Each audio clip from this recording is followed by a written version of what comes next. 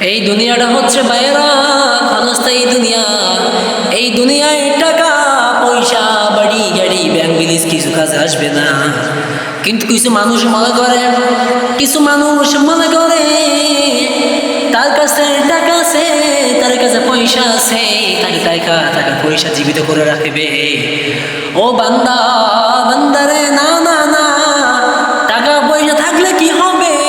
টাকা পয়সা আমাদের কাউকে জীবিত করে রাখবে না। আজকে টাকা আছে, কালকে টাকা নাই, কালকে টাকা আছে, আজকে টাকা নাই। টাকা কারোর কাছে চিরকাল থাকবে না।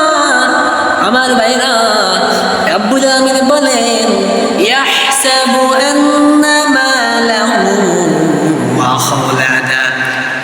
মানুষ মনে করে চিরকাল তার সাথে অর্থ থাকবে, কিন্তু না না না, অর্থ কারোর কাছে চিরকাল থাকবে না। রব্বুল আমিন দুনিয়ায় আমাকে আপনাকে পাঠালেন কিছু কাজের জন্য। রব্বুল আমিন আমাকে আপনাকে পাঠালেন পরীক্ষার জন্য। দুনিয়াটা হচ্ছে পরীক্ষার জায়গা, দুনিয়াটা হচ্ছে মুমিনদের জন্য জেলখানা।